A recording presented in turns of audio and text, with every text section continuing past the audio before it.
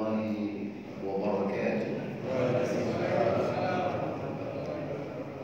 Innal hamdalillah nahmaduhu wa nasta'inuhu wa nastaghfiruh wa na'udzu billahi min shururi anfusina wa min sayyiati a'malina.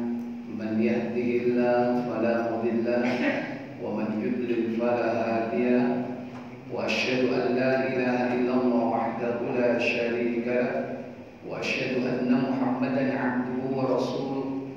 اللهم صل وسلم وبارك على نبينا محمد صلى الله عليه وعلى آله وأصحابه ومن تبعهم بإحسان إلى يوم الدين. أما بعد. Bersyukur kita pada malam ini dipertemukan kembali dalam majelis kajian karya para ulama berkaitan dengan al-kabair, dosa-dosa besar yang harus kita ketahui dan wajib waspada dari semuanya. Semoga Allah memberikan kita ilmu nafi'ah, ilmu yang bermanfaat untuk kehidupan kita dunia dan akhirat. Salawat dan salam semoga terlimpah kepada junjungan kita baginda Nabi Muhammad sallallahu alaihi wasallam, demikian pula untuk keluarga beliau, keturunannya, para sahabatnya, dan seluruh pengikut-pengikutnya hingga tibanya hari pembalasan. Bapak Ibu, saudara-saudari sekalian, hari ini kita masuk kepada dosa besar al-kabiratus tsalitsatu watsalasun, dosa besar yang ke-33, yaitu ar-riya'u, riya, wa huwa minan nifaq. Dia termasuk perbuatan nifaq. Nifaq itu kemunafikan. Riya artinya adalah pamer, memperlihatkan, itu riya. Ingin dilihat, itu juga sama riya. Dari kata dasar ro'a, yara, yaitu melihat. Berarti orang yang amalnya ingin dilihat oleh orang lain, itu termasuk orang yang riya. Bisa jadi tidak harus terlihat oleh mata, tapi didengar oleh telinga. Berarti memperdengarkan amal ibadahnya kepada orang lain. Ini juga termasuk kategori riya. Sekalipun memperdengarkan itu sendiri punya istilah khusus, yaitu sum'ah. Sum'ah, ingin didengar. Tapi ketika membahas riya, walaupun kata asalnya dari melihat, sehingga orang yang riya pengen dilihat amalnya, tapi kategori amalannya sangat banyak sekali, sehingga amalan-amalan itu digolongkan sebagai amalan riya.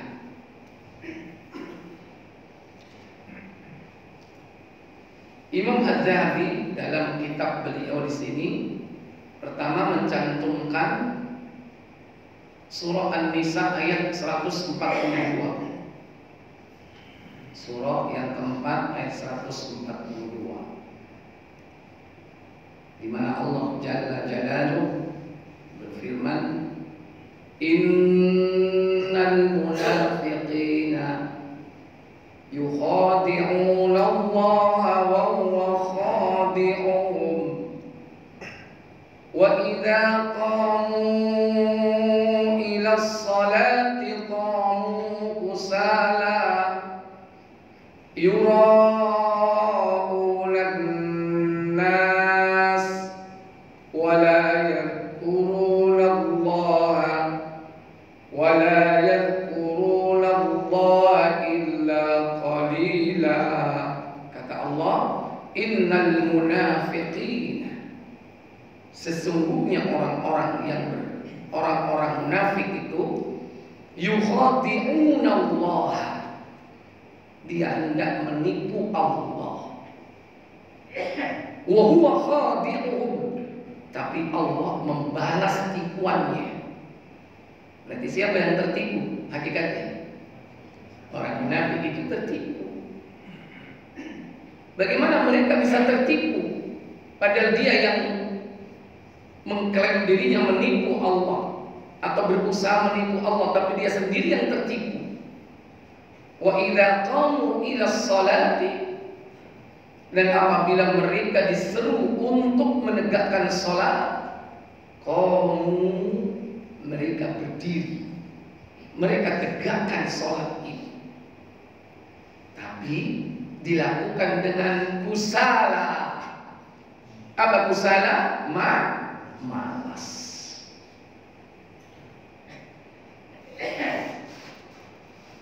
Kategori sholat malas itu ada ada saat sholat. Sebelum sholat, kalau dia malas, berarti dia apa? Tunda-tunda waktunya. Entar dulu. Waktu ini contohnya sholat pengalaman nih.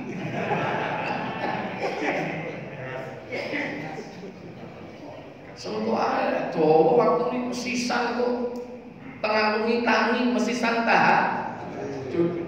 Padahal itu tipu daya syaitan. Dia nggak tahu bahwa sholat isya itu batasnya tengah malam, akhir dari sholat isya itu tengah malam, jangan dianggap sampai subuh. Nah kalau sudah sampai tengah malam berarti kan udah lewat waktu. Padahal dia niat bangun jam 1 pengen sholat isya sekaligus tahajud.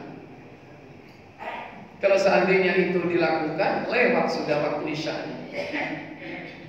Kalau seandainya tidak dilakukan, hanya sekedar niat, berarti bablas. Isaknya bablas, subuhnya keringat. Bisa jadi. Itulah kenapa mereka tertipu. Sebelum dia lakukan sholat, dia bermalas-malasan. Dan ketika sholat itu ditegakkan, kalau orang malas itu lambat apa cepat? Kalau orang kerja malas itu lambat apa cepat? Kerja malas, berarti kerjanya kelemar, leleh. Tapi beda dengan sholat. Kalau orang malas itu dalam sholat itu bukan tambah lama sholatnya. Allahu Akbar, alhamdulillahi rabbil alamin. Apakah begitu sholatnya orang munafik? Tidak. Nek perlu Fatihah sak nafas. Dan langganan suratnya apa? Trikul. Pokoknya yang kul lima. Kul wallahu ahad, kul amru bil falaq, kul amru bin nas. Kelem-kelemi nama situ kul ya ayyuhal. Malas. Sholatnya malah cepat. Beda dengan kerja. Orang kerja kalau malas lambat. Tapi kalau orang sholat malas cepat sholat. Inilah gambaran orang-orang munafik yang digambarkan oleh Allah dalam surah An-Nisa ayat 142. Dia tegakkan sholat tapi dia lakukan itu dengan malas. Kenapa seperti itu? Yura'unan nasa, karena mereka Ria, bermaksud pengen dilihat oleh orang, pamer. Bukan berharap wajah Allah, tapi yang diharapkan wajah siapa? Manusia. Manusia bisa macam-macam. Calon pasangan, calon mertua, pimpinan, anak buahku ya, kebi sholatnya, terus menit tak kayak bonus, sholat hanya kepingin dapat bonus, atau yang lainnya, bukan mengharapkan wajah Allah tapi wajah manusia. Yura'unan nasa, dia bermaksud untuk dilihat orang. Dan kalau sudah seperti itu, tujuan sholatnya itu tidak tercapai. Kenapa? Karena orang sholat itu dalam rangka mengingat Allah. Orang sholat itu dalam rangka zikrullah. Karena Allah Jalla wa'ala memerintahkan Nabiullah Musa alaihissalam untuk menegakkan sholat. Dalam surah Toha 20 ayat 14 Allah berfirman, Innani anallahu la ilaha illa ana fa'budani wa aqimis salata li dzikri. Kata Allah, sesungguhnya aku ini adalah Allah. La ilaha illa ana, tidak ada sesembahan yang hak kecuali aku. Fa'budni, sembahlah aku. Bagaimana cara menyembah? Wa aqimis salata li dzikri, dan tegakkanlah salat untuk mengingatku. Jadi tujuan salat itu untuk mengingat siapa? Mengingat Allah. Tapi orang-orang munafik tadi disifati dalam surah An-Nisa 142 tadi, di ujung ayat itu disebutkan apa? Wala yadhkuruna Allah illa qalila, dan tidaklah mereka mengingat Allah kecuali mung sekoni. Cuman sedikit, hanya sedikit sekali dia mengingat Allah. Padahal mulai takbir sampai salam itu semua mengingat Allah, tapi sedikit dia mengingat Allah, sehingga sholatnya itu tidak berdampak. Karena sedikit dia mengingat Allah, yang diingat banyak itu dunia, sehingga tidak membawa efek positif sholatnya itu. Padahal janji Allah Jalla wa'ala dalam surah Al-Ankabut 29 pada ayat 45, janji Allah itu jelas tentang sholat itu. Utlu ma uhiya ilaika minal kitab wa aqimis shalah innas salata tanha 'anil fahsya'i wal munkar wa ladzikrullahi akbar. Kata Allah Jalla wa'ala, utlu ma uhiya ilaika, bacalah apa yang telah kuwahyukan kepadamu Muhammad, minal kitab, dari kitab Al-Quran ini. Kemudian Allah perintahkan, wa aqimis shalah, tegakkanlah salat, inna salata tanha 'anil fahsya'i wal munkar, sesungguhnya salat itu dapat mencegah perbuatan keji dan mungkar. Wa ladzikrullahi akbar, dan salat itu adalah cara mengingat Allah yang paling agung. Cara yang paling agung dalam mengingat Allah itu ya salat. Soalnya dikir-dikir biasa itu sampean dijak ngomong sing ngomong, batal apa enggak? Hah? Batal? Subhanallah, subhanallah, subhanallah. 33 cak. Yang kunci mobil. Apa? Mobilmu lampu ini muruk terus. Iya. Disambi ngomong. Mari kita lanjutnya. Subhanallah, subhanallah, subhanallah. Saya ono jeda kalau zikir biasa itu masih bisa disela. Coba sholat, bisa disela. Allahu Akbar. Alhamdulillahi Rabbil Alamin. Cak. Dalam kunci ini, apa? Batal nggak sholatnya? Batal. Ojo meneng ngomong. Jawab salam aja gak oleh. Jawab salam boleh nggak? Ar-Rahmanir Rahim, Maliki Yaumiddin. Ono tamu. Assalamualaikum. Iyyaka na'budu wa iyyaka nasta'in. Waalaikumsalam. Boleh jawab salam? Enggak boleh, batal. Umpamanya dilanjut, waalaikumsalam. Saya kira ontelono. Jadi sholat itu merupakan waktu khusus, memiliki kekhususan, cara yang terbagus, terhebat dalam mengingat Allah. Waladzikrullahi akbar. Wallahu ya'lamu ma tasna'un, dan Allah itu mengetahui apa yang kau kerjakan. Baik aktivitas hatimu atau aktivitas yakni anggota badan atau tubuh. Nah, orang-orang munafik itu sedikit sekali mengingat Allah. Makanya paling sorok bagi orang munafik itu sholat berjamaah, terutama sholat subuh dan sholat isya. Berat. Di zaman Nabi itu dua sholat itu berat. Dan rata-rata mereka nggak hadir. Kenapa? Karena yang diharapkan wajah manusia. Sementara waktu subuh dan waktu isya itu sudah gelap. Zaman Nabi gak ono lampu koyo ini. Ini kan biar temuan sapa bolang nih.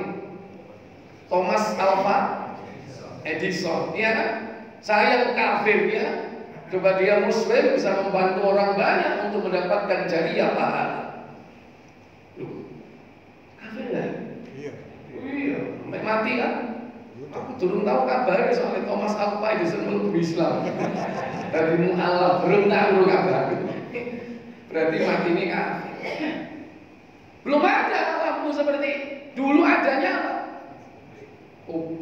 Oblik, rumono, koncor ya, obor itu sangat konvensional. Kalau sudah oblik itu kan sudah modern, lampu template itu kan. Ikut dari kita. Sehingga kondisi situasi gelap saat itu. Orang-orang munafik itu dalam kondisi seperti itu dia nggak datang. Kalau sing roh, kenapa? Si petang. Subuh, si petang. Isya, wis mulai petang. Nggak datang dia. Kalau maghrib kan si remeng-remeng ketok kan. Fulan ketok. Ini wis sisa petang. Dan kalaupun ada lampu, kalau nggak penting banget nggak akan dipakai. Selama orang bisa gelap-gelapan, tidak terjadi mudarat, tidak masalah. Itu di zaman Nabi. Dan sangat terbatas minyak. Dulu yang dipakai biasanya minyak apa? Minyak zaitun Pak, yang dipakai untuk menyalakan api, untuk lampu itu minyak zaitun Pak.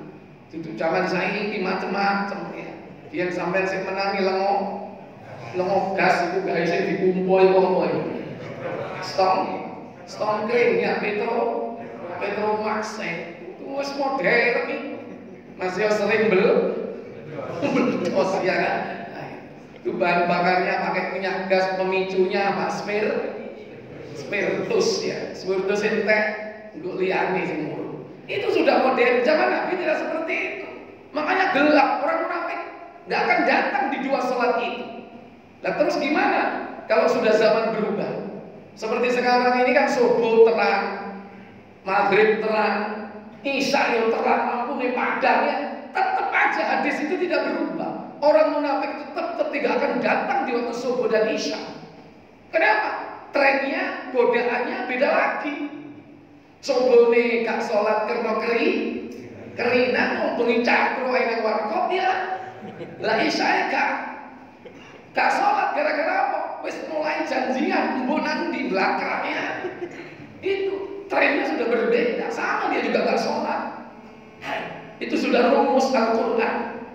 Dan ucapan Nabi itu benar, berlaku sampai kapanpun. Makanya beruntung, berbahagia kalau kita dimudahkan untuk menjaga dua sholat itu, sholat subuh dan sholat isya. Insya Allah nanti sholat-sholat yang lain akan dimudahkan pula. Karena itu sholat yang terberat. Orang yang paling hebat, orang yang kuat itu adalah apa? Orang yang bisa istiqomah sholat subuh. Itu betul-betul orang jantan itu. Gak ada artinya awal kempal, brewosen, tapi sholat subuh gak tangis. Itu orang yang paling lemah. Kalah ambil solo setan. Kupingnya diuyui kok setan. Karena setan itu kencingnya di mana? Di lubang telinga. Dan bermalamnya di mana? Di lubang hidung. Nah, kita berharap kepada Allah supaya diberikan kemudahan untuk melaksanakan ibadah, supaya jangan masuk kategori orang apa? Munafik. Kemudian ayat yang kedua, amalan orang munafik itu diantaranya riya. Riya itu termasuk amalan orang munafik. Contoh kalau tadi sholat, yang kedua yaitu berinfak tapi berharap wajah manusia. Berinfak, menginfakkan, menafkahkan harta di jalan Allah, tapi dia bukan berharap pahala dari Allah, tapi berharap ujian manusia, berharap sanjungan dari manusia. Sehingga ketika dia berinfak, mestinya dia dapat pahala yang luar biasa, justru habis pahalanya. Gara-gara apa? Dia bersikap riya. Bagaimana bentuk riyanya? Yaitu dengan menyebut-nyebut amalnya di hadapan orang lain. Itulah mannan. Mannan itu adalah pengundat-undat amal. Dia lakukan bil manni, yaitu menyebut-nyebut amalnya. Kata Allah dalam surah Al-Baqarah surat kedua pada ayat 264, Allah berfirman mengingatkan kita semua, ya ayyuhalladzina amanu, wahai orang-orang yang beriman, la tubtilu sadaqatikum bil manni wal adha, jangan kalian batalkan sedekah-sedekahmu, pahala-pahala sedekah-sedekahmu itu bil manni, dengan menyebut-nyebutnya, wal adha, dan menyakiti hati orang yang menerimanya. Kalladzi yunfiqu malahu ria'an nas, seperti orang-orang yang menafkahkan hartanya karena riya, karena pamer. Wala yu'minu billahi wal yaumil akhir, dan seakan dia tidak beriman kepada Allah dan beriman kepada hari akhirat. Karena keikhlasan seseorang itu dalam bersedekah itu berbanding lurus dengan seberapa besar keimanannya kepada Allah dan kepada hari akhirat. Semakin tinggi kualitas iman kepada Allah dan imannya kepada akhirat, tingkat keikhlasannya pun semakin tinggi. Itu berbanding lurus. Makanya meningkatkan ikhlas itu, bagaimana caranya meningkatkan keimanan kita kepada Allah, keimanan kita kepada hari akhirat. Kenapa kok dua itu? Allah, hari akhirat, Allah, hari akhirat, selalu diulang-ulang. Karena itu mewakili dari arkanul iman yang lain. Walaupun masih ada 4 lainnya, yaitu ada iman malaikat, iman kepada kitab, iman kepada Rasul, iman kepada takdir. Maka iman kepada malaikat, iman kepada kitab, dan iman kepada takdir Allah, keputusan Allah, itu terangkum di dalam iman kepada Allah. Kalau orang iman kepada Allah, tentu dia akan iman kepada kitab-kitabnya. Karena kitab itu adalah kalam Allah. Dan Allah mengutus malaikatnya. Dan Allah mengutus para rasulnya. Demikian pula takdir. Takdir itu adalah ketetapan dan keputusan Allah. Termasuk bagian dari iman kepada Allah, yang dia disebut dengan al-ilmu. Karena rukun takdir itu adalah al-ilmu, al-kitabah, pencatatan, al-masyiah, kehendak, al-khalqu, penciptaan. Ini bagian dari iman kepada Allah. Al-khaliq, pencipta.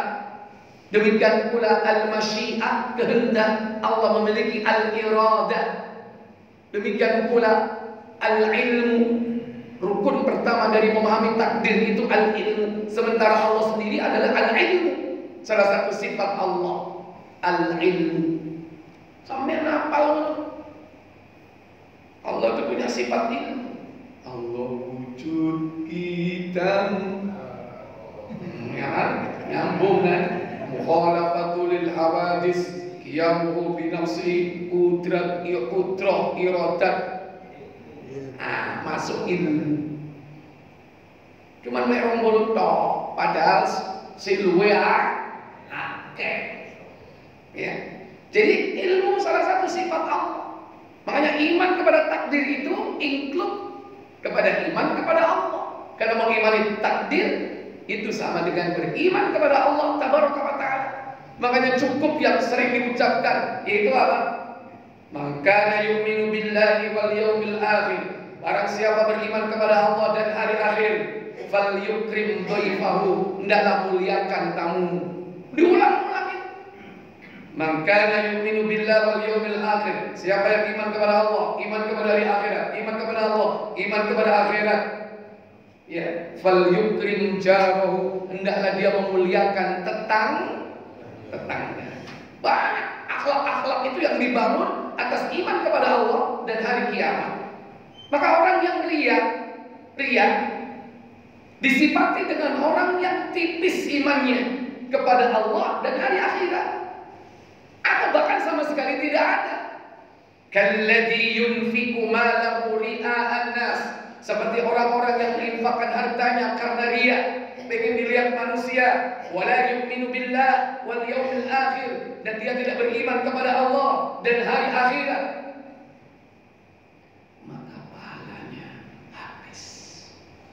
Habis pahalanya. Maka digambarkan dalam ayat itu, kamathali safwanin 'alayha turab, kamathali safwanin 'alayhi turab, fa asabahu wabil fatarakahu salda. Perumpamaan orang yang ria itu seperti batu licin yang di atasnya terdapat tanah, yang tertimpa hujan lebat. Kemudian batu itu bersih kembali, licin kembali, tak berbekas. Makanya orang yang ria itu bisa menghapus seluruh amal soleh. Jadi itu, kalau kita sudah punya amal kita, jangan diunda-unda. Iku masjid iku nek gak ono aku gak kira ngadeg iku. Iku mulai batu pertama peletakan, iku semenku sing digawe sampai semen terakhir. Habis itu pahala. Gara-gara apa? Tadi ngundang. Hati-hati. Amal apapun itu, Pak. Cak aku mabengi. Aneh lho, cak aku arep poso. Gak ono panganan, cak. Moro-moro nang gone mejoku iku ono panganan. Padahal gak ono sing nekek nang kono. Kabeh tak takoki gak ono sing nekek. Wis tak pangan akhire. Lumayan iki sing rada ati. Dudukno nek dina iku apa? Poso. Ya. Padahal dudukno posoe tapi ceritane ana apa? Panganan gak ono sing nek. Ini termasuk riak. Makanya aku khusyuk jeng luar biasa. Aku lu tahajud tangi jam 2, mek salat mek 2 rakaat. Begitu salam wis subuh jeng. Jam 2 rakaat subuh. Pirang jam? 2 jam. Dudukno nek salate suwe. Padahal sujud itu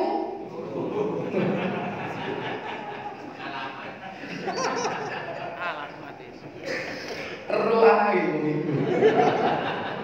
Nek wis kadung pegel iku sujud gak krasa ya. Urung ya. Tapi sing penting aja diceritakno gak apa-apa turu. Kan? Mending di salat turu ambek turu salat mending di. Turu salat keturun saking pegel disejo apa enggak itu? Disengaja apa enggak? Enggak. Lah nek sampean turu terus salat berarti sampean apa? Mimpi. Ngelendung, salatnya diterima kan? Itu gak diterima. Wong salat gak wudu ya. Jadi kadang-kadang kita menceritakan amalan kita yang luar biasa. Seandainya 2 jam itu maaf, betul-betul dia sholat 1 jam 1 juz karena dia hafal Quran. Tapi ketika dia cerita seperti itu kepada orang lain, habis nggak? Habis pak.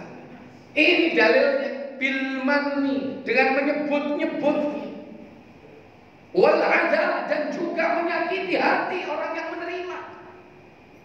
Nglarang hati sing nerima sedekah. Kon gak eling dia. Biyen kon tak sekolah mulai SD sampai perguruan tinggi. Saiki kon sukses kon. Lali kon mbek aku yo. Kepethuk gak nyopo. Sombong kon saiki yo. Iling apa biyen kok. Biyen kon cilik tak gedhekno, gedhe tak cilino. Sombong saiki. Mosok ono gede dicilino. Ya. Jadi kadang kita menyakiti hati orang, mencaci maki di hadapan orang karena kita merasa berjasa, karena kita merasa sudah banyak mengeluarkan harta, banyak berkorban untuk dirinya. Lantas kita caci maki orang itu di hadapan orang lain, hancur nama baik. Ini termasuk kategori habis pahalanya. Kemudian waqala Nabi sallallahu alaihi wasallam, Nabi sallallahu alaihi wasallam bersabda, awwalun nasi yuqda alaihi yaumal qiyamah, manusia pertama yang akan diadili di hari kiamat kelak, rajulun istashhada, yaitu seorang lelaki yang mati syahid, fa'utiya bih, dia didatangkan di hadapan Allah Jalla wa'ala, fa'arafahu Allahu ni'matahu, dan Allah menunjukkan berbagai macam nikmat dari hasil mati syahidnya itu. Fa'arafaha, dia pun melihatnya dengan baik, dia tahu itu nikmatnya. Faqal, lantas Allah bertanya kepadanya, ma'amilta fiha, hei syuhada, hei sing mati syahid, apa yang kau lakukan kemarin ketika kau di dunia? Qal, dia mengatakan, qataltu fika hatta istashhadtu. Qataltu fika, aku berperang untuk membela agamamu hingga aku mati syahid. Qal, Allah berfirman, kadzabta, sungguh kau telah berdusta. Walakinnaka qatalta liyuqal, akan tetapi engkau berjihad, berperang agar engkau disebut jari'un, yaitu sebagai pemberani, sebagai pahlawan. Faqad qila, kemudian dikatakan kepadanya, qum, berdirilah. Thumma amara bi fasahada ala wajhihi hatta ulqiya finnar. Kemudian diperintahkan kepadanya untuk dibenamkan wajahnya ke dalam neraka. Akhirnya dia masuk ke dalam neraka. Ternyata dulu dia berjihad hanya ingin dianggap sebagai apa? Pahlawan, pemberani. Mestinya dia berjihad li'ila li kalimatillah, untuk meninggikan kalimat Allah Jalla wa'ala, agar kalimat Allah itu tegak, hiyal ulia, sebagai kalimat tertinggi. Ini jihad loh Pak, apalagi yang lain Pak. Padahal jarang, bahkan belum pernah kita ada kesempatan untuk jihad, terjun ke medan perang membela agama. Pernah nggak?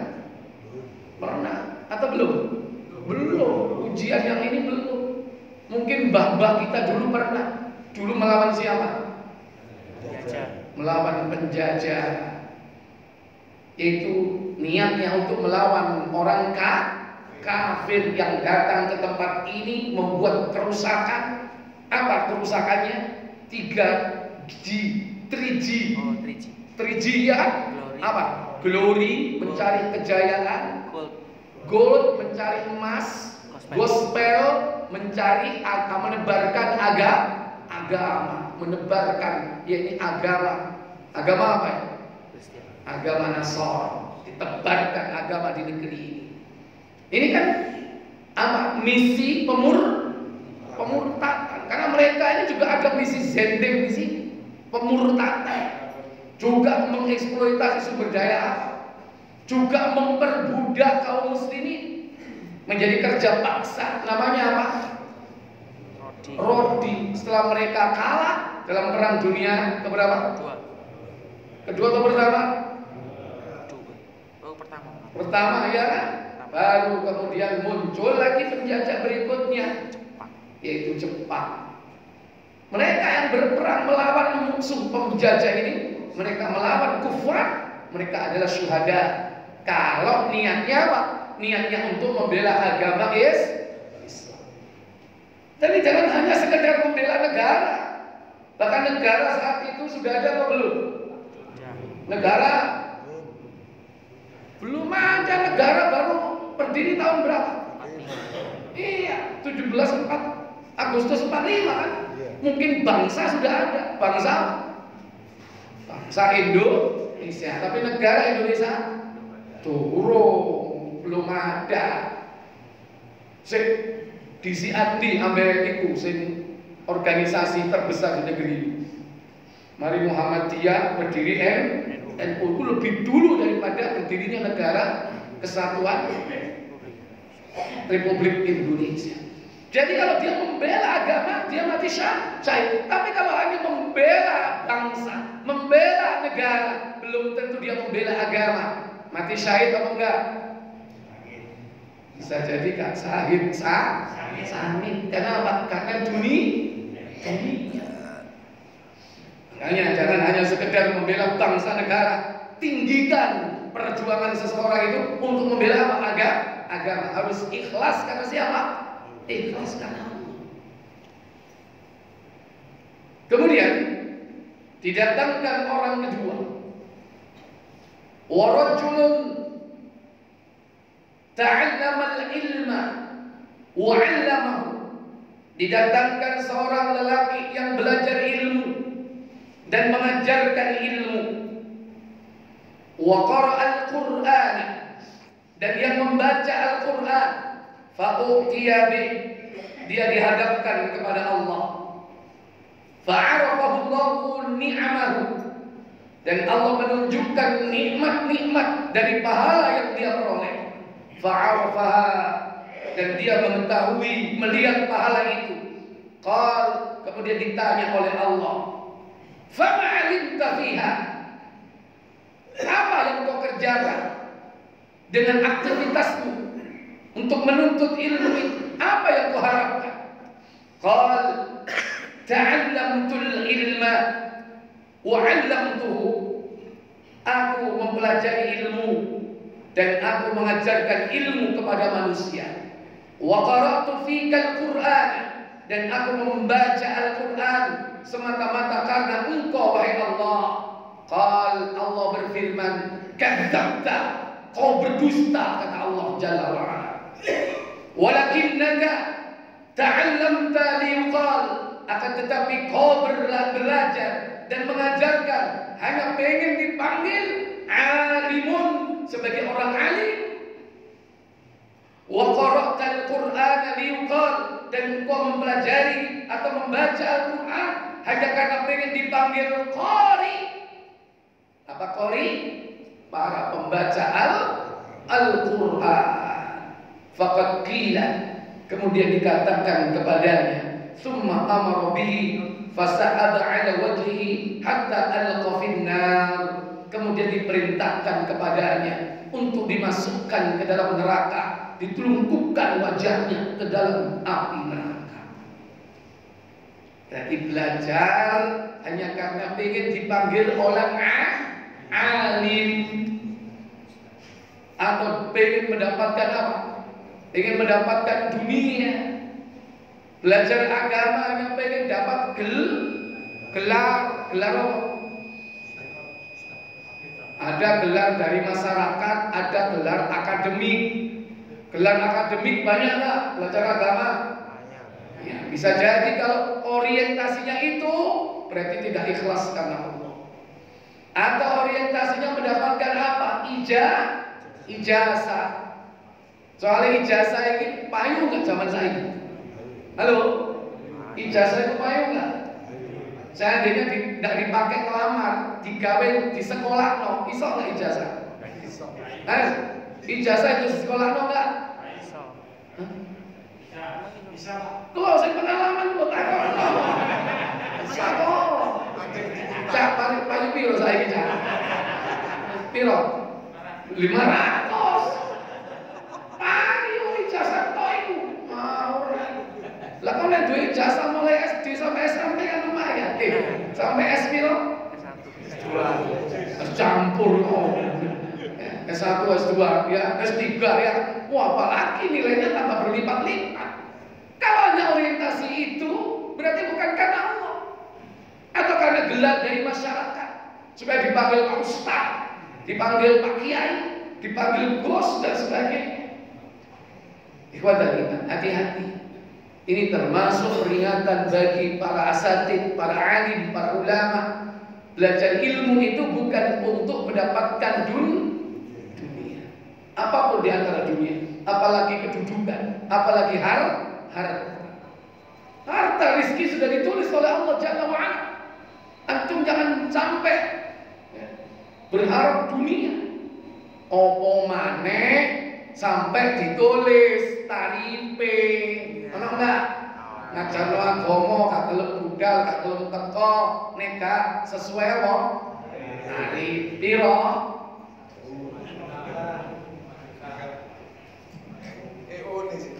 Ketane akeh sing durung tau dadi iku. Mulane mau nyebutno kok titik kabeh. Karo deh, makanya coba nyamar dadi iku laro kok. Piro sekali teko, padahal sing disampaikan guyonan tok. Ya, ngaji kalau isine, ya, tapi tarife minimal 15 ya. Sudah kan? Sudah. Silakan datang dulu.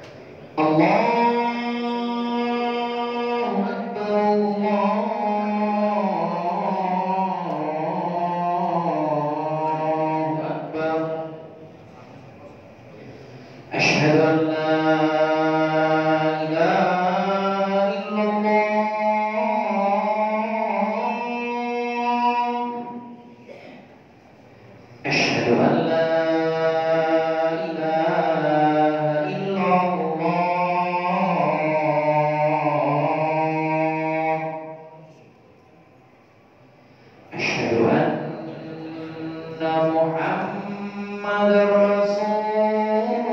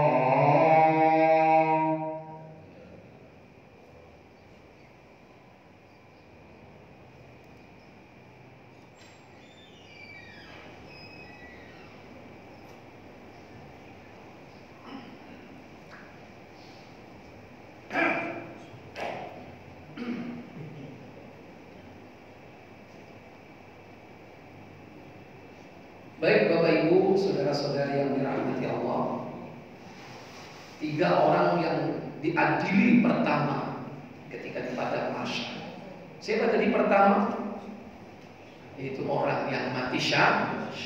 Yang kedua, itu orang yang berilmu, yang dulu dia belajar ilmu, mengajarkan ilmu, kemudian didatangkan kepada Allah.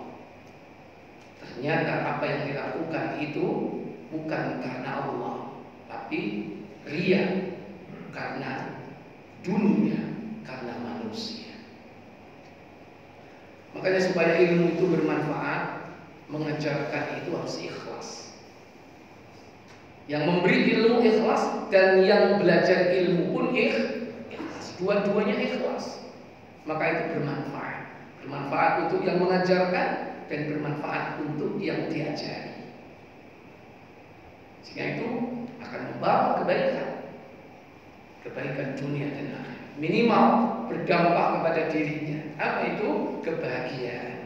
Karena kunci bahagia itu yaitu dari ilmu. Orang kalau punya ilmu dia akan bahagia. Karena ilmu itu adalah sifat Allah. Siapa yang punya ilmu berarti dekat dengan Allah. Orang yang dekat dengan Allah dia akan bahagia. Kemudian yang ketiga,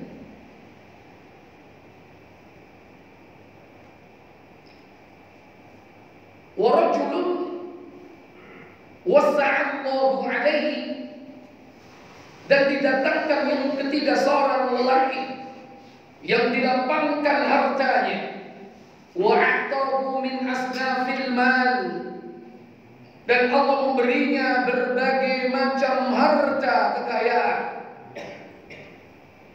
Fa'utiya bi fa'arafahu ni'amahu, didatangkan dia di hadapan Allah, ditunjukkan berbagai macam nikmat-nikmatnya.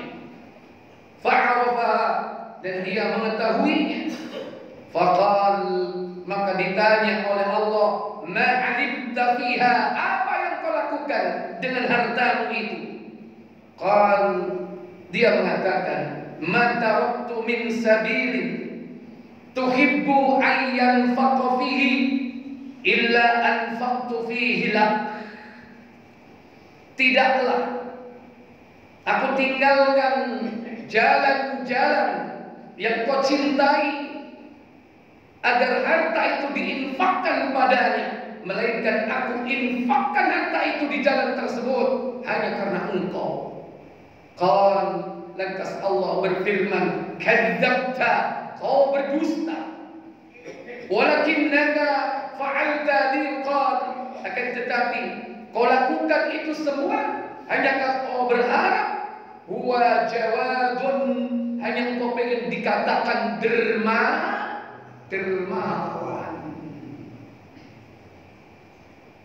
Hanya karena kita ingin disebut sebagai orang dermawan. Faqad qila, kemudian dikatakan kepadanya, tsumma amara bihi fasahada ala wajhihi hatta ulqiya finnar, kemudian diperintahkan padanya yakni untuk memasuki neraka hingga akhirnya dia ditelungkupkan atas wajahnya ke dalam neraka itu. Rawahu Muslim. Hadis ini bersumber dari sahabat Abu Hurairah. Terdapat di dalam Sahih Muslim di nomor 1905. Itu di nomor aslinya. Inilah contoh orang-orang yang mestinya mendapatkan pahala yang luar biasa, tapi semuanya habis, hangus hanya karena salah. Salah apa? Salah niat, salah orientasi. Bukan untuk mendapatkan wajah Allah, tapi wajah manusia. Bukan untuk mendapatkan pahala akhirat, tapi pahala dunia. Pahala dunia diantaranya adalah sanjungan, ujian. Pahala dunia itu adalah harta, juga tahta, juga kadang wanita, juga tidak jarang yaitu toyo. Dia lakukan itu untuk mendapatkan al-khair al-musawwamah, yaitu kendaraan-kendaraan pilihan, yaitu dunia. Maka para bapak ibu, saudara-saudara sekalian, ini termasuk dosa besar. Sekalipun ini termasuk syirik kecil. Riya itu syirik kecil. Tapi walaupun dia syirik kecil, dia kategorinya al-kabair, dosa besar. Makanya harus bertobat kepada Allah Jalla wa'ala. Apalagi kalau melakukan syirik besar. Nah, itu sudah dibahas pada nomor pertama, yang akan menghapuskan seluruh pahala amal soleh secara total. Kalau ini menghapuskan secara parsial, yaitu amalan-amalan yang diikuti dengan riya. Ketika kita tidak lakukan dengan riya, maka kita dapat pahala full. Dalam sehari semalam itu ada nggak amalan yang kemungkinan besar riya dan kemungkinan kecil tidak bisa riya? Apa contohnya? Amalan yang kemungkinan kecil untuk riya itu apa? Sholat misalnya. Sholat di waktu kapan? Kecil kemungkinan kita riya. Sholat apa? Sholat tahajud. Soalnya gak ono wong sing delok. Nek berarti tahajudmu itu suwe, itu berarti bener-bener karena Allah. Soalnya gak ono sing delok. Ya, tahajudnya di mana? Kan di rumah kan. Sholat sunnah itu dianjurkan di rumah. Ojo nang masjid. Sholat masjid itu sholat wajib saja. Lebih utama sholat sunnah itu di mana? Di rumah. Qobliyah di rumah, ba'diyah di rumah. Qobliyah di rumah nek nonton. Ya, nek omane Wisma Mukti, qobliyah nek kan nonton. Ya berarti berangkat dulu di sini, qobliyahnya di masjid. Tapi kalau memang nonton silakan, rumahnya dekat. Ba'diyahnya juga lebih utama di mana? Di rumah. Di masjid sholat wajib, di rumah sholat sunnah. Sementara di rumah nggak ada orang lain, hanya kita dan Allah saja yang tahu. Tapi ada juga sholat-sholat yang kemungkinan besar kita riya. Contoh sholat apa? Terawih. Aku. Ya, iya. Aku rek gak terawih, aku dibelok wong iki, soalnya aku buka double mau. Misalnya begitu. Iku mari buka gak ono iki nang ndi wong iki. Yo suka wis tak salat melok salat ae. Nah, seperti itu berarti bukan karena Allah. Karena apa tadi? Sungkan. Karena sungkan. Sungkan besok apa? Konco. Ambek konco. Ya sungkan mbek tamire. Ya sing golek iku tamire di wong iki rek ya. Jadi itu karena manusia. Sholat apalagi yang kita sholat bisa pamer dengan pakaian. Wah, sarunge anyar, apa nih? Bisi lambine anyar, apa nih anyar mana? Bukan anyar. Wah, sembarangnya anyar ya kan? Semangat itu nek budal ya kan?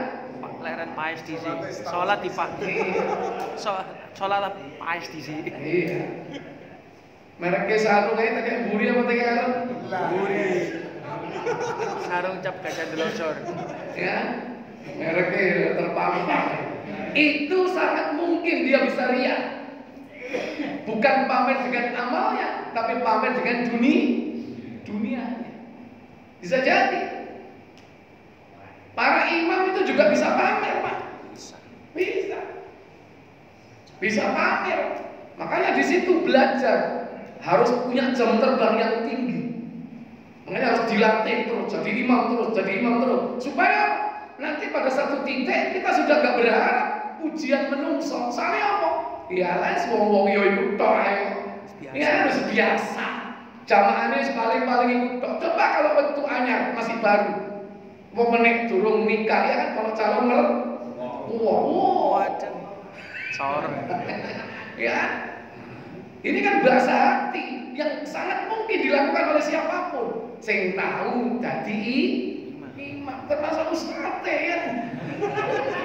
Biar dia tahu dadi imam ya. Ada ria-ria begitu. Ya. Makanya butuh jam terbang supaya apa? Terlatih. Kalau sudah terlatih, Allah memang tok biasa bisa.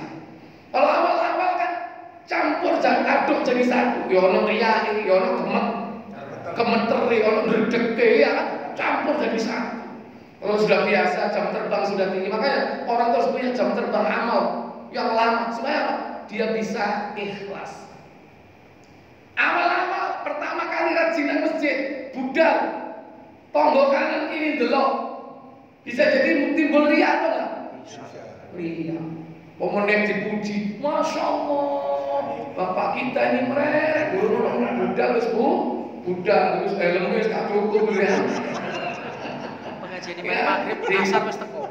Awal-awal pertama rajin ke masjid, dia lewat tetangga kanan kiri, bisa jadi. Tapi kalau sudah jam terbangnya lama, sudah tahunan, 2 tahun, 5 tahun, 10 tahun, sudah biasa, jalan itu sudah dilalui, hilang semua itu. Jadi perlu dilatih orang untuk ikhlas, itu dilatih. Dengan cara apa? Harus memperbanyak jam terbang. Amal apapun itu, baik puasa, baik sholat, baca Quran. Kalau sudah baca Quran biasa, kalau saya muji. Awal-awal biar kepinginnya dipuji. Nah, harus terus beramal. Inilah salah satu di antara cara agar kita dijauhkan oleh Allah dari sikap riya. Tingkatkan jam terbang amal kita supaya kita sudah terbiasa. Setannya sih bosen. Kan itu kan budaya setan ya. Setannya masih bosen, soalnya kalah. Ternyata dia istiqomah. Ya. Soalnya sebendino kalah dia golek wong liya, ya. Newcomer yang mendatang baru iki sing dikileni itu ya. Wallahu a'lam. Baik, mungkin ini yang bisa saya sampaikan. Insyaallah kita lanjutkan nanti yang akan datang ya, yaitu al-kabiratur rabi'ah wa tsalasun, dosa besar yang ke-34, al-khiyanah. Nah, ini juga harus menjadi perhatian kita agar kita tahu ilmunya dan mengantisipasi jangan sampai tenggelam di dalamnya. Sebelum saya tutup, seperti biasa saya berikan kesempatan waktu tanya jawab. Silakan. Nggih, Bismillahirrahmanirrahim. Assalamualaikum warahmatullahi wabarakatuh. Topik ini memang cukup menarik, terutama masalahnya di Indonesia ini. Bahkan di salah satu instansi ada satu fenomena sering memberikan santunan anak yatim di depan, dan tentunya alasannya untuk dokumentasi dan itu dilakukan sebagai instansi kan. Apakah itu termasuk apakah itu termasuk ya? Karena menurut saya kalau mau mengasih orang itu buat didata saja, dan itu sering dilakukan walaupun sudah mendatangkan ustaz juga di situ. Apakah ustaznya mengingatkan atau tidak, walau kan itu sering dilakukan. Terima kasih Tuhan. Tidak ada riya bagi orang yang tidak berhak pahalanya. Saya ulang, tidak ada istilah riya bagi orang yang tidak berhak pahalanya. Maka tidak dikatakan riya kalau dia pamer di hadapan halayak ketika menyantuni anak yatim, tapi dana yang dipakai nyantuni WE pemerintah. Ya, wong kabeh dudu duitmu.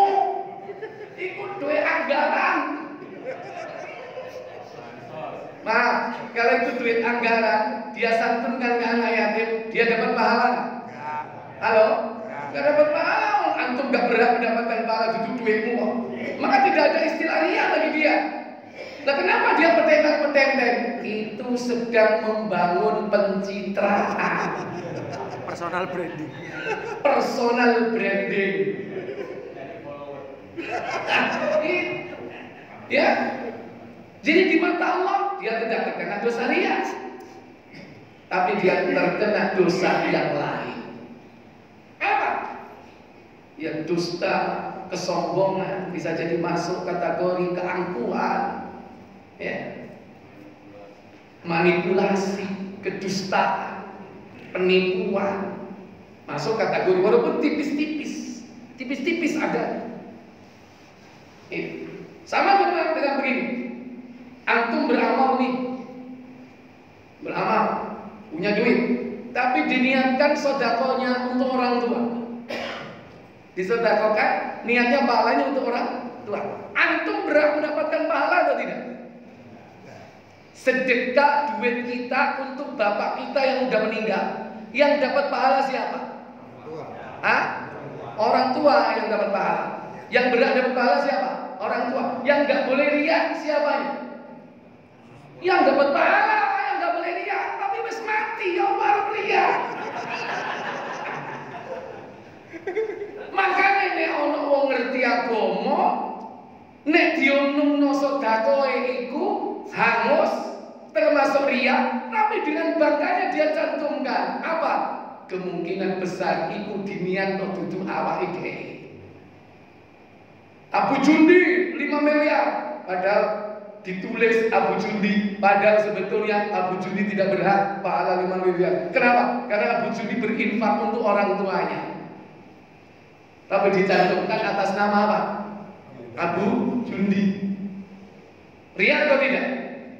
Yang tidak berhak mendapatkan pahalanya, nggak ada istilah riya. Ya kan? Saya nggak berhak mendapat pahala itu.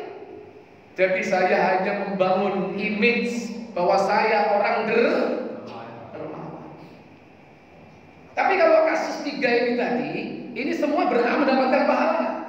Karena amal untuk dirinya sendiri. Berjuang di jalan Allah. Ya, menuntut ilmu. Untuk siapa kalau nggak untuk dirinya sendiri? Yang ketiga, beramal sedekah.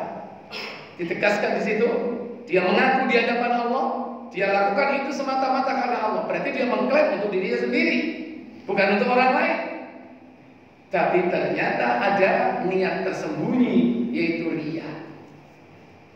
Maka tidak ada istilah riya bagi mereka yang tidak berhak mendapatkan pahalanya. Siapa yang berhak atau berharap pahalanya kemudian melakukan pamer di hadapan orang, maka itulah hakikat riya. Makanya ada 2 kemungkinan. Atau cak, sing gawe jantune anak yatim, duit sapa? Duit sampean apa anggarane kantor? Halo. Kantor. Benci. Ya. Iki duitku pribadi. Ya. Ya, kan dipamer. Tapi nggak usah takut ngono-ngono. Dari kebun sampean ya. Cuma tahu ilmunya gitu. Ya, makanya biarkan orang apapun biarkan. Taunya nanti di hadapan Allah Tabaraka wa Ta'ala. Dan kita jangan seperti itu, jangan ditiru. Karena sudah tahu ilmunya, tujuannya jangan sampai ditiru. Baik pencitraan ataupun betul-betul riya, dua-duanya jangan. Baik, yang lain? Tambah, ya, tak mari-mari. Ayo, bawa silakan.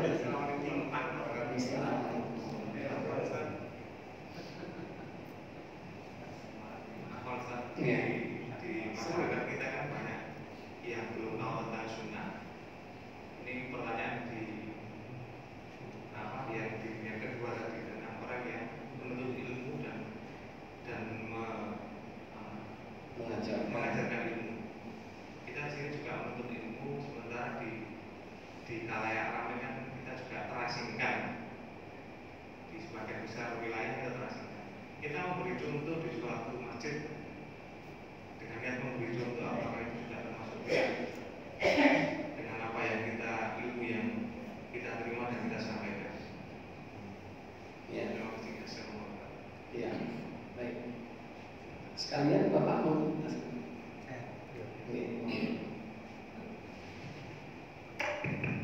ya Ustaz, ini sering terjadi waktu sholat jahar Ustaz, sholat isya subuh.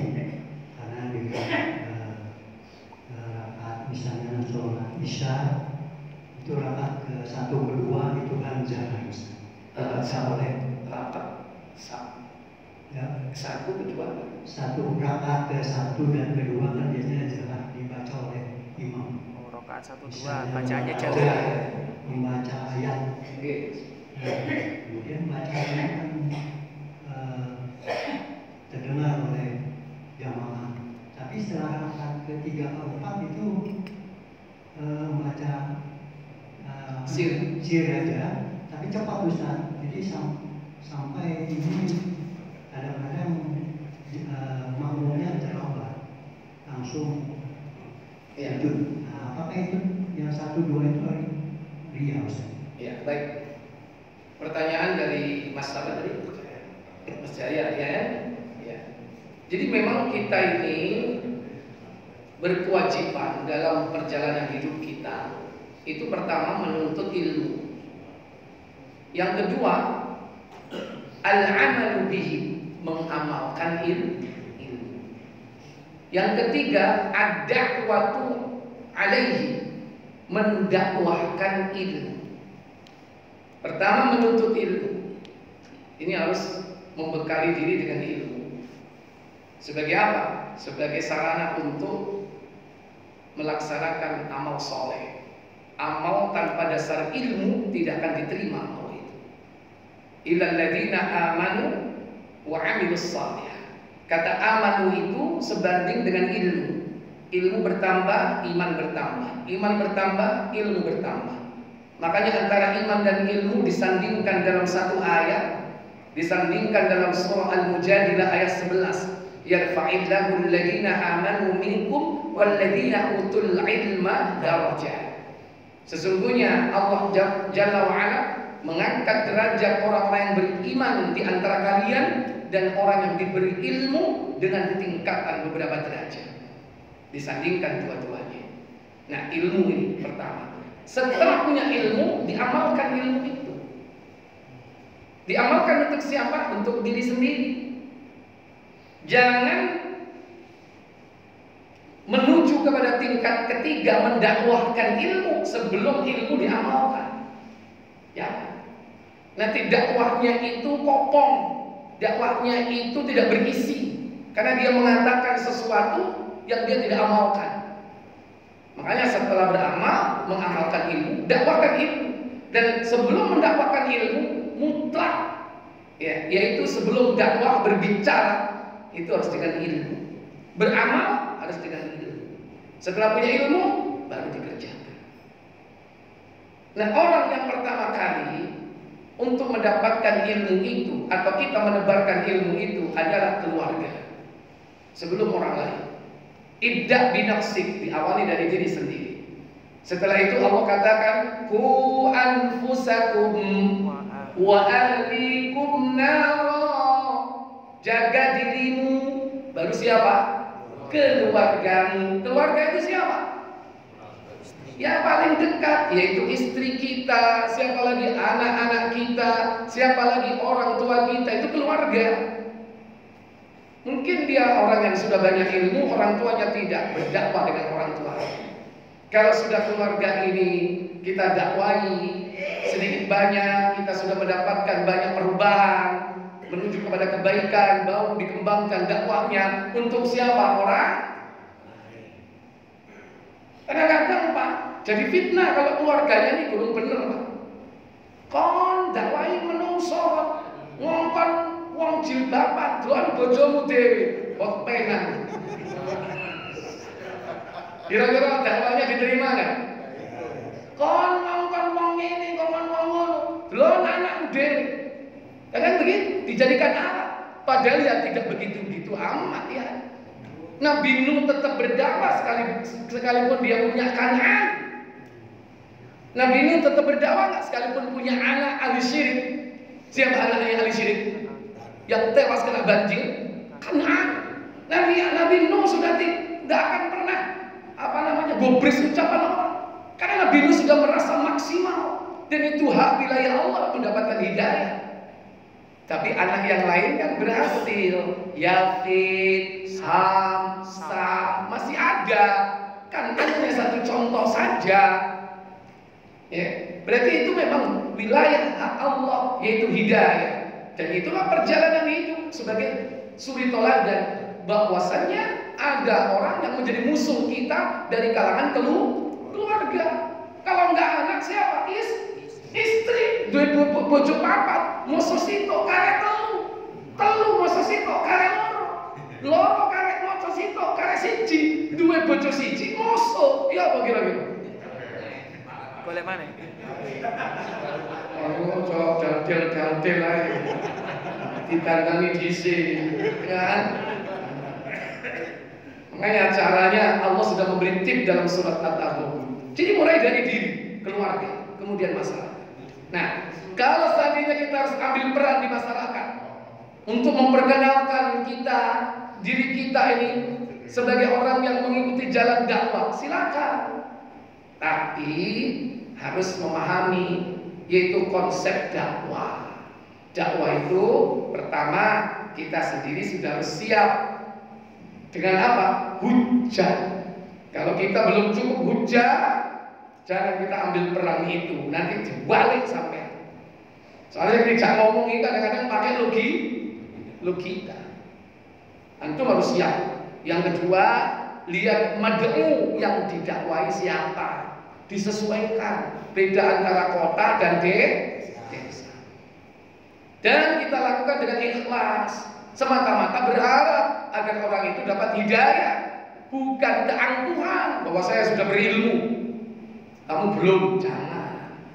Dengan rasa kasih sayang. Enggak usah di hadapan orang kita banyak ngomong dan ngobrol, kecuali memang waktunya ceramah, kajian, khutbah. Dakwah yang lebih pas itu kan datang face to face yang dilakukan oleh Nabi Shallallahu Alaihi Wasallam. Bicara dua mulut, bukan empat mata. Lalu sing didakwai buta kan nggak sampai empat. Oh ya, sing jelas berdua itu mulutnya ada, karena dakwah itu berbicara. Cara dua mulut.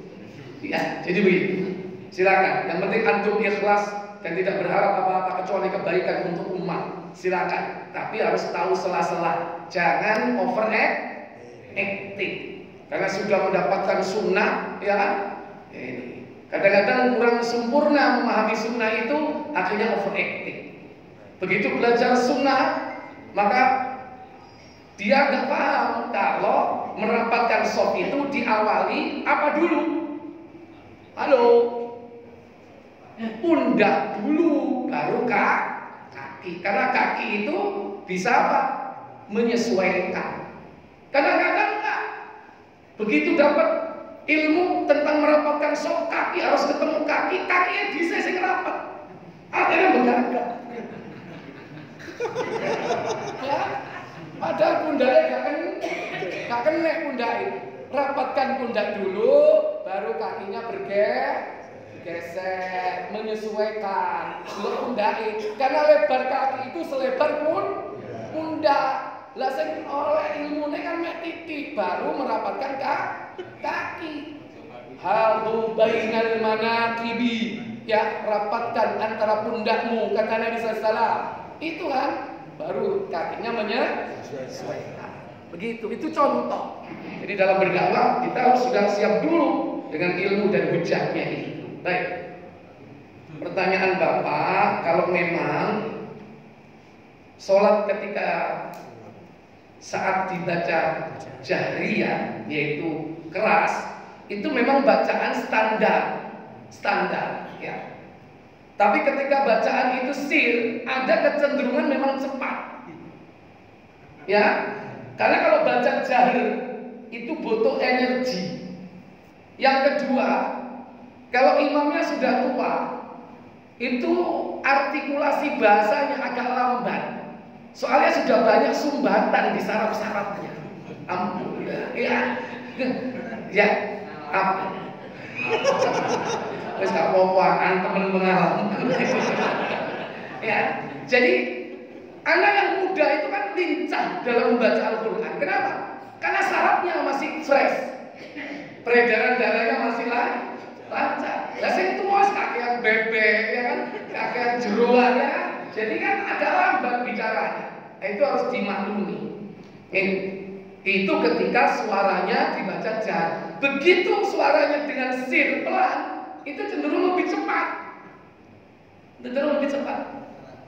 Cuma dalam hal ini, disitulah letak imam itu berpengalaman atau tidak. Usahakan, maaf ya, antum siapa saja kalau jadi imam, itu ketika kita masuk ke rakaat ketiga dan keempat, ketika sholat itu dibaca sir, Ya, usahakan baca Al-Fatihahnya itu bareng. Ya, bareng sama siapa? Bareng sama makmum. Lah kita sudah berdiri. Diri kan? Allahu Akbar. Situ kan baru bergerak. Ya, kita langsung sudah alhamdulillahirabbil alamin arrahmanir rahim maliki yaumiddin. Wis sir cepat. Mari ngono disi curi start. Kene wis walad dolin kono se alhamdulillahi rabbil alamin. Makanya kalau bisa kita baca Al-Fatihah itu bareng sama mereka. Kasih jeda dulu. Begitu berdiri, diem. Maaf, meskipun gak noleh, ketok nggak? Halo, kelihatan nggak? Itu pengalamannya di situ. Lihat, oh sudah berdiri. Begitu berdiri sama dengan kita, start kita alhamdulillahirabbil alamin. Nanti jatuhnya bareng sama mereka. Begitu Allahu Akbar, mereka sudah selesai. Tapi kalau kita duluan begitu berdiri langsung baca Al-Fatihah, mereka masih berdiri pelan-pelan, durung sing tuwek, ya kan? Gemeter ya kan, Al-Fatihah pelan bisa sembangane akeh ya. Begitu Ar-Rahmanir-Rahim, Allahu Akbar, belum tuntas bacaan Al-Fatihah. Jadi usahakan itu. Sama seperti sujud juga begitu. Ketika duduk juga begitu.